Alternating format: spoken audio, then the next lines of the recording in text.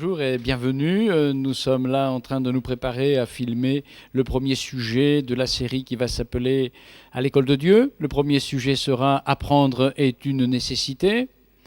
Et l'école de Dieu est aussi une nécessité pour chacun d'entre nous, si nous nous considérons comme étant des disciples du Seigneur Jésus. Cette collection de thèmes va vous proposer un programme de formation chrétienne suivi, que l'on peut aussi qualifier de systématique. Les sujets abordés le seront les uns après les autres, et au fur et à mesure ainsi, la collection pourra se constituer. Ce sera pour vous un outil de travail, un outil d'étude, un outil d'approfondissement, un outil de recherche sur des vérités essentielles propres à la foi et au comportement du chrétien. Mais en même temps que je dis vérité, je devrais plutôt dire de valeurs essentielles. Parce que beaucoup de gens sont remplis de vérités, mais il faut que ces vérités deviennent des valeurs pour leur vie, qu'ils mettront en pratique. Chaque spectateur, téléspectateur ou étudiant, employez le mot que vous voulez, de ce programme, pourra non seulement regarder, écouter, prendre des notes, mais il pourra aussi avoir à sa disposition un manuscrit, des polycopies, un cahier d'études qui va reprendre la trame du sujet, les citations du sujet, le plan du sujet. Je suggère aussi qu'éventuellement, dans les églises, on fasse des groupes d'études bibliques. Ainsi, après avoir visionné la cassette autour d'un pasteur, d'un moniteur, d'un animateur ou d'un responsable, il sera possible, avec les notes à l'appui, d'avoir un partage, d'avoir un approfondissement, à seule fin que la vie chrétienne que nous vivons les uns et les autres soit toujours de plus en plus de meilleure qualité et que notre service s'en ressente et que l'Église brille dans ce monde de ténèbres et qu'ainsi de plus en plus des âmes soient gagnées à Jésus-Christ et que les disciples soient formés pour son service. Que Dieu vous bénisse.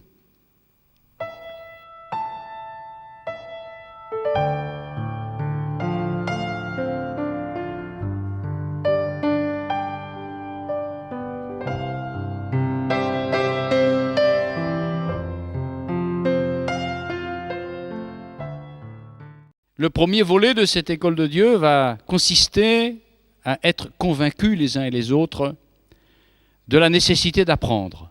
En effet, nous allons retrouver au fur et à mesure du développement des sujets un mot-clé, un verbe fort, c'est le verbe apprendre.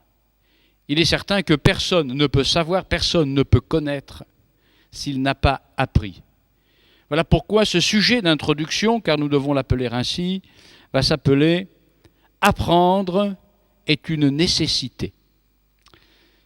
Dieu est certainement l'enseignant le meilleur qui soit, le pédagogue le plus efficace qui soit. Et je voudrais vous proposer ce texte qui se trouve dans l'Ancien Testament, dans le livre du Deutéronome, qui nous montre que dès le départ, Dieu a voulu être pour son peuple un enseignant et un pédagogue. Au chapitre 8 et au verset 3, j'extrais ce passage qui déclare, c'est une parole de Dieu à Israël, « Il t'a humilié, il t'a fait souffrir de la faim, il t'a nourri de la manne que tu ne connaissais pas et que n'avaient pas connu tes pères, afin de t'apprendre que l'homme ne vit pas seulement de pain, mais de tout ce qui sort de la bouche de l'Éternel, ou, selon d'autres traductions, de toute parole qui sort de la bouche de l'Éternel. Dieu, donc, est quelqu'un qui veut enseigner et qui veut que les hommes apprennent de lui.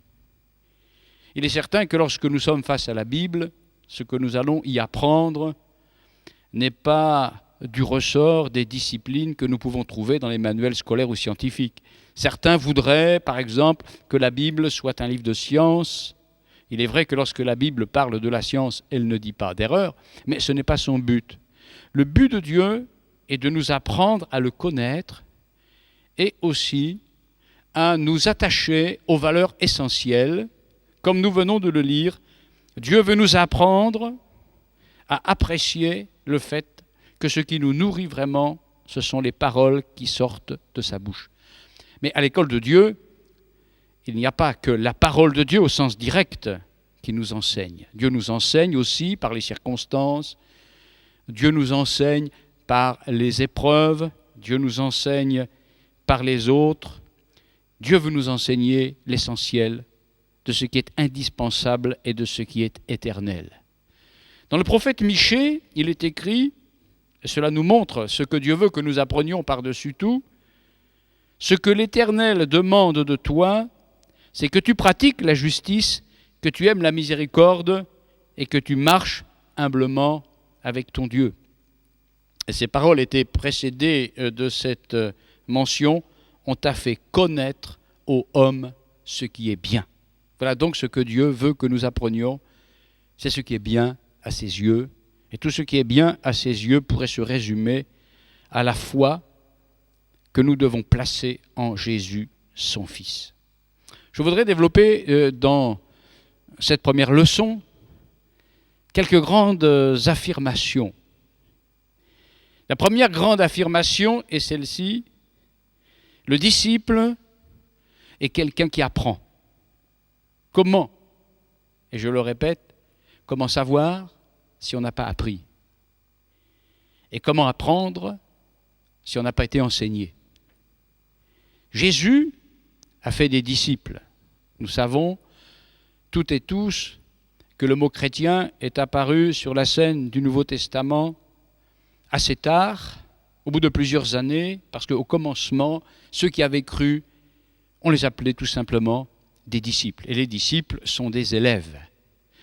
Je voudrais vous proposer l'étymologie du mot disciple. Le mot disciple se dit en grec mathetes, et cela vient du verbe mantano, qui veut dire apprendre. Donc le disciple, par définition, est quelqu'un qui apprend. Et c'est à ça que nous pouvons savoir si nous sommes, oui ou non, des disciples.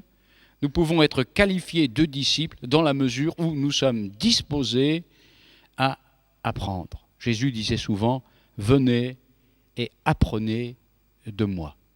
Nous avons besoin d'apprendre du Seigneur ce qui sera la foi. D'ailleurs, puisque je parle de la foi, qu'est-ce que la foi? Pour beaucoup de gens, la foi est une attitude de confiance.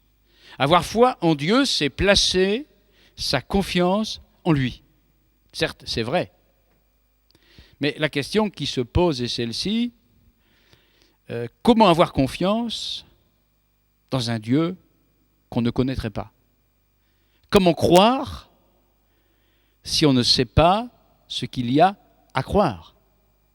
C'est pourquoi, en fait, la notion de connaissance précède la notion de confiance. Parce qu'avant de faire confiance, il faut connaître, il faut savoir ce qu'il faut croire. Et pour savoir ce qu'il faut croire, il faut se placer à l'écoute du Seigneur et à l'étude de sa parole. Les apôtres avaient souvent cette expression qui résume ce que Dieu attend de chacun d'entre nous. Par exemple, l'apôtre Paul déclare qu'il voulait amener les païens à l'obéissance de la foi. L'obéissance de la foi. La foi est un acte d'obéissance. Mais avant de savoir en quoi il faut obéir, il faut être enseigné sur le contenu de la foi. Et la foi se résume, dans sa plus simple expression, à reconnaître en Jésus-Christ le Sauveur, le Seigneur, puis à persévérer dans ce qu'il nous a communiqué. Donc le disciple, c'est quelqu'un qui est à l'école de Dieu et qui apprend de Dieu. Peut-être que vous allez trouver que l'expression « à l'école de Dieu » est un peu trop scolaire, que c'est retomber en enfance que de retourner à l'école. En fait, Jésus n'a pas lui-même dit explicitement avec ces mots-là « mettez-vous à mon école », et pourtant quand même, on pourrait le lui faire dire.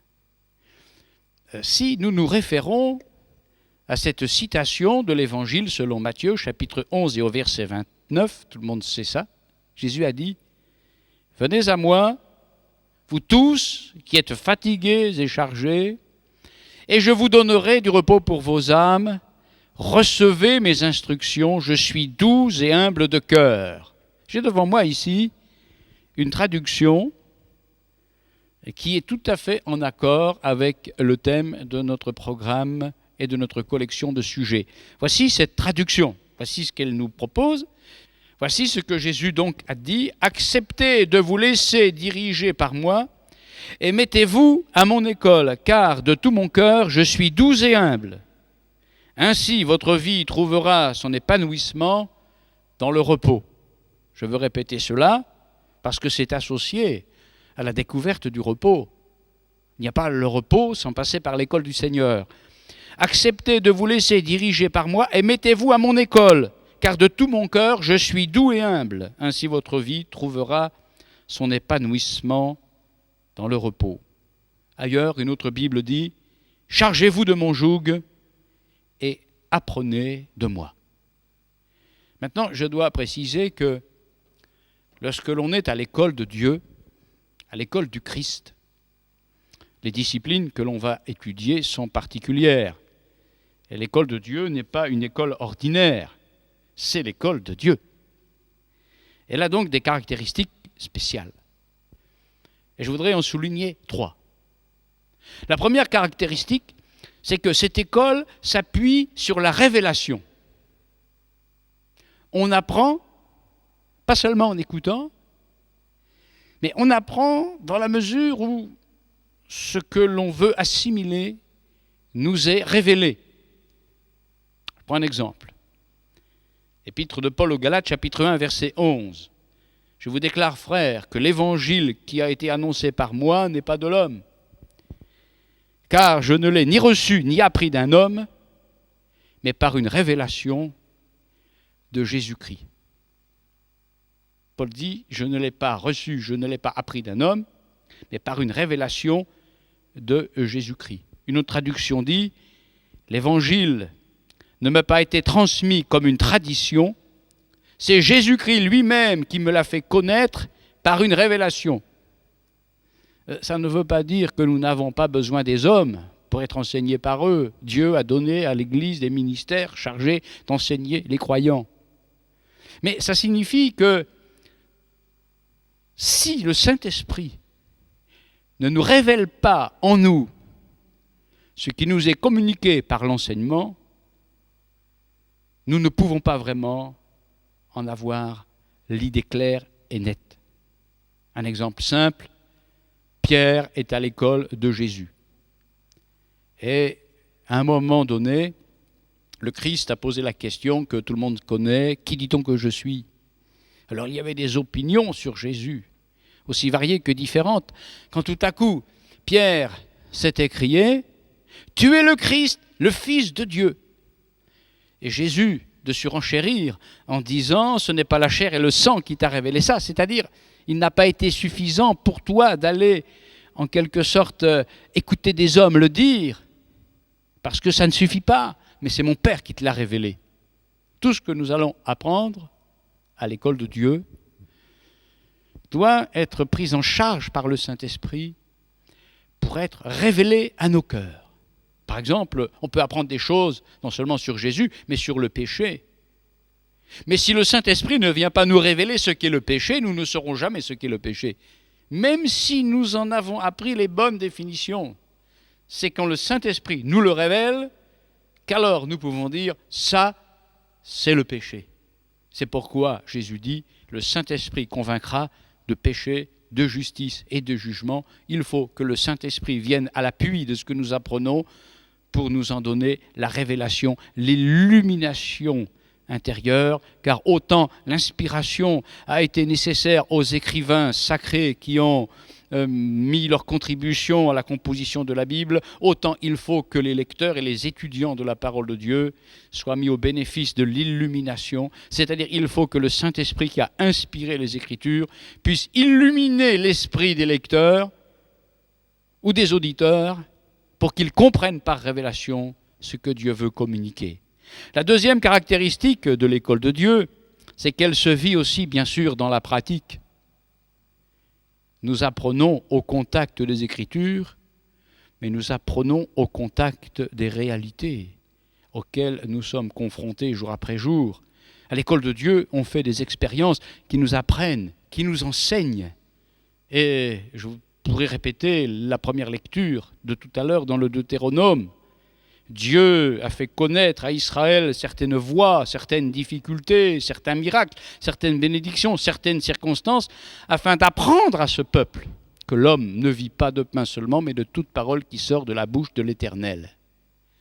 J'ai cité Pierre tout à l'heure à l'appui du fait que l'école de Dieu, c'est une école basée sur la révélation. Je peux le citer de nouveau pour m'en servir comme exemple à l'appui du fait que l'école de Dieu, c'est une école qui est aussi basée sur l'expérience et la pratique.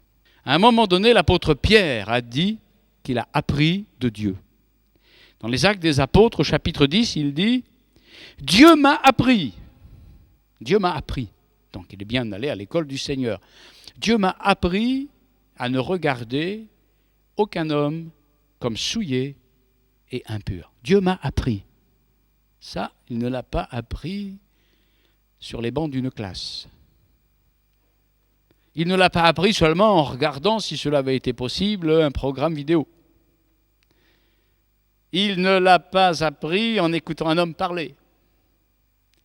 Mais il l'a appris dans une expérience spirituelle qui lui a ouvert les yeux, lui, apôtre, lui qui avait été baptisé dans le Saint-Esprit, lui qui avait fait des miracles. Il était encore l'esclave de certains tabous, de certains préjugés nationaux et raciaux, et il a fallu que Dieu lui apprenne à accepter d'entrer chez un païen pour lui annoncer l'Évangile. Et c'est ainsi qu'il a pu dire « Dieu m'a appris à ne regarder aucun homme comme souillé et impur. » À l'école de Dieu, l'expérience compte, la pratique compte. Et puis, la troisième caractéristique de cette école, c'est que si elle s'appuie sur la révélation, si elle s'appuie sur la pratique et l'expérience, bien sûr, elle s'appuie sur les enseignements que nous avons dans la Bible. Avec cette promesse que je lis, ce que vous avez appris, dit Paul, reçu et entendu de moi, ce que vous avez vu en moi, pratiquez-le. Et le Dieu de paix sera avec vous. Ce qui nous montre bien que le but de ce qu'on apprend, ce n'est pas de l'emmagasiner pour accumuler connaissance sur connaissance, mais le but de ce qu'on apprend, c'est pour être mis en pratique jour après jour, et c'est ce que nous aurons l'occasion de découvrir au fur et à mesure du déroulement des thèmes de cette collection, de ce programme de formation à l'école de Dieu. Un deuxième point important, après que nous ayons mentionné le fait qu'il est important pour tout disciple d'être à l'école de Dieu, c'est qu'il n'est pas possible de croire sans connaître, ni de savoir sans avoir appris. Paul, qui est connu dans les Écritures comme ayant été un enseignant de la parole de Dieu, est bien obligé d'admettre qu'avant de communiquer ce qu'il a enseigné, il l'avait appris.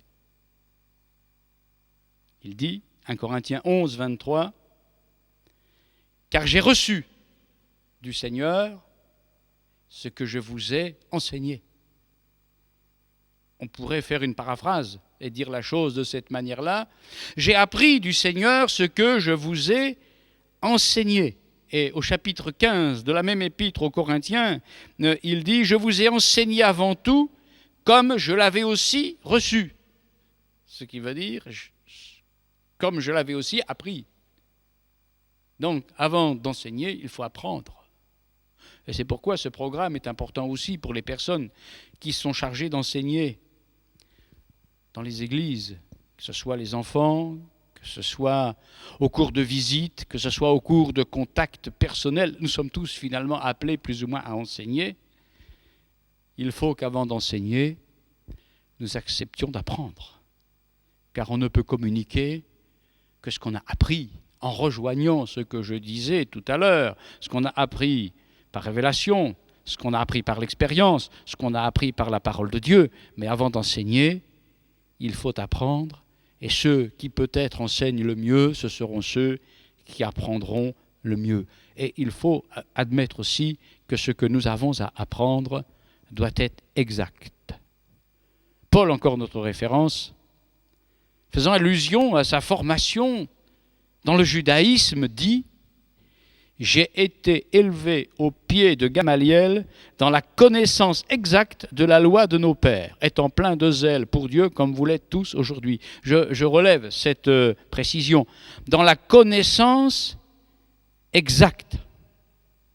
Donc, Paul a appris avant d'enseigner par une accumulation d'acquisitions et de connaissances. Mais il a aussi appris au travers des circonstances de la vie. Je relève ce qu'il dit dans Philippiens, chapitre 4, verset 12. « Je sais vivre dans l'humiliation, je sais vivre dans l'abondance. En tout et partout, j'ai appris à être rassasié et à avoir faim, à être dans l'abondance et à être dans la disette. » J'affectionne particulièrement ce texte parce que si on omet de préciser que Paul a dit « j'ai appris », on va être vite découragé. Quel est celui d'entre nous qui pourrait dire que spontanément, il est prêt, disposé à passer par la disette? Je ne vais pas dire par l'abondance, parce que l'abondance semble plus attirante que la disette, quoique je dirai à ce sujet quelques mots tout à l'heure. Devant la disette, on aurait envie de reculer. Et je pense que d'une manière naturelle, Paul, devant la disette, avait eu, comme nous, envie de reculer. Mais il dit, j'ai appris à vivre dans la disette. Et puis aussi dans l'abondance. Parce que ce n'est pas évident de vivre dans l'abondance sans oublier le Seigneur, sans se relâcher spirituellement. Tout s'apprend. La Bible s'apprend. Paul a appris la Bible, la parole de Dieu, l'interprétation correcte des Écritures, l'évangile qu'il a annoncé. Mais il a aussi appris à vivre dans l'abondance, dans la disette, dans la popularité, dans l'adversité, dans la foule ou dans la solitude. Et ce qu'il a appris, il l'a communiqué. En laissant, pourrait-on dire, ce testament à son élève et fils spirituel Timothée. Ce que tu as entendu de moi, en présence de beaucoup de témoins, confie-le à des hommes fidèles qui soient capables de l'enseigner à d'autres. On voit que finalement, l'Église, qui a pu durer depuis plus de 20 siècles, a pu le faire parce que la connaissance, l'enseignement a été communiqué de témoin en témoin. Ce que j'ai appris, dit Paul, à Timothée, je te l'ai confié, afin que toi, à ton tour, tu le confies à d'autres, et c'est ainsi que l'Église grandira. Mon dernier point va être celui-ci, et je voudrais qu'il soit une motivation pour tous. Non seulement pour suivre ce programme de l'école de Dieu éventuellement, mais aussi pour approfondir la parole de Dieu par tous les moyens qui pourront être mis à votre disposition. Je suis fermement convaincu du fait que dès le départ de la vie de la foi, il faut être disposé à apprendre. C'est vrai qu'il y a des choses qu'on n'apprendra qu'avec le temps, qu'avec la vie. Mais comme le disait quelqu'un à propos d'autre chose, comme ça va être long, il faut commencer vite. Comme ça va être long, il faut commencer vite. Il est prouvé que les premières acquisitions que l'on fait dans la vie vont nous suivre tout le reste de notre existence. Ce qu'on a appris étant enfant, c'est plus fort que nous. Ça reste. Et c'est vrai qu'on vit dans un monde dans lequel, de plus en plus, l'éducation est perdue de vue. Les gens n'ont plus de repères, ou bien ils ont trop de repères. Tout dépend de la formule que l'on adoptera. Mais il est important pour le chrétien d'apprendre dès le départ qu'il est important d'apprendre. Voulez-vous que je vous répète cela? Il est important d'apprendre dès le départ qu'il est important d'apprendre. D'avoir cette attitude de cœur qui va conférer à la vie chrétienne que l'on pourrait comparer à la construction d'une maison, toute sa solidité. Si certaines habitudes ne sont pas prises dès le départ, il sera très difficile de les acquérir après. Si certaines habitudes, si certaines attitudes ne sont pas acquises et acceptées dès le départ, il sera difficile de les acquérir après. Je pourrais citer, par exemple, le goût de l'effort, l'acceptation d'une discipline de vie, le courage. Si, dès le départ, on est élevé dans trop de facilité, on ne sera pas prêt plus tard à accepter la difficulté. Si tout nous est donné sans que nous ayons quoi que ce soit à fournir comme effort, par la suite, nous aurons du mal à accepter l'effort parce que l'homme est ainsi fait. Donc, dès le départ, il faut que le nouveau converti prenne l'habitude d'accepter qu'il a besoin d'apprendre. Et après, il faut qu'il continue de rester dans cette disposition. Je sais que le mot n'est pas dans le dictionnaire, celui que je vais prononcer maintenant, c'est le mot enseignable, mais pour la circonstance, nous pouvons le fabriquer. Il faut rester enseignable, c'est-à-dire disposé à être enseigné. Trop de suffisance, trop d'orgueil seront certainement les facteurs qui vont engendrer un recul spirituel. Une église dit dans l'Apocalypse, « Je suis riche, je suis enrichi, je n'ai besoin de rien ». Et le Seigneur de lui dire, tu ne sais pas que tu es pauvre, que tu es misérable, aveugle et nu. Il faut construire solidement. C'est pourquoi je vous souhaite la bienvenue à l'école de Dieu pour apprendre tout ce qu'il y a à apprendre. Comme on construirait une maison, brique après brique, pierre après pierre, ainsi se fait la vie chrétienne. Que Dieu vous bénisse et qu'il vous donne le désir d'apprendre de lui tout ce qui est nécessaire à votre foi.